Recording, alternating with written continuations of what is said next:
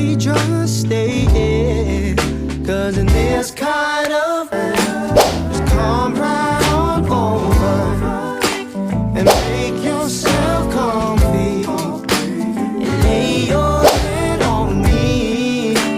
Tonight we stay sober, 'cause Santa parties in the pouring rain, and things they ain't perfect, but I wouldn't change a thing.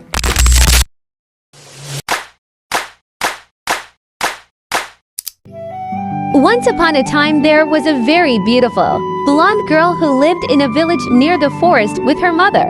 One day her grandmother gave her a very nice Red Riding cloak, that is why everybody in the village called her Little Red Riding Hood. One day, Riding Hood, come with my mom. Did you call me, mother? Yes, Little Riding Hood, your grandmother is very sick. I want you to go to her house and take her little basket with some bread and honey. Yes, mother.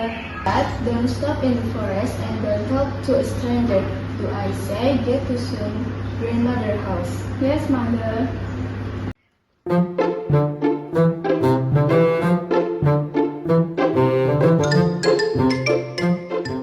and Little Red Riding Hood went through the forest with the little basket for her grandmother who lived in a nearby village. Along the way, she saw many beautiful flowers in the forest. Oh, what a beautiful flowers! I will take some to my grandmother. She left the little basket in the ground to pick up some flowers, when suddenly, Good morning, Little Red Riding Hood. Good morning, Mr. Wolf. Where are you going so early? I'm going to grandmother's house to take her a little basket and take some bread and honey. And does your grandmother live far from here, Little Red Riding Hood? Oh no, Mr. Wolf. She lives just across the forest in the first little house village, the one with the white door. Just follow that road and you will get soon to your grandmother's house. Oh yes, I will. Thank you.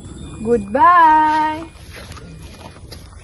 Little Red Riding Hood kept looking for flowers, disobeying her mother, who told her not to stop in the forest and to get soon to her grandmother's house. Meanwhile, the wolf knocked at Little Red Riding Hood's grandmother's house. Who's there?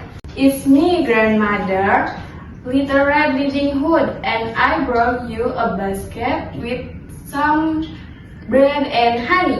Come in, my little dogger. Push the door. As soon as the wolf entered, he gobbled up Little Red Riding Hood's grandmother. Then he put on a nightgown, jumped into bed, and waited for the little girl. A few minutes later, Little Red Riding Hood arrived at her grandmother's house. She knocked at the door. Grandmother, it's me, your granddaughter, Little Red Riding Hood. I came to bring you a little basket with some bread and honey. Come in, my little daughter. Push the door. Okay.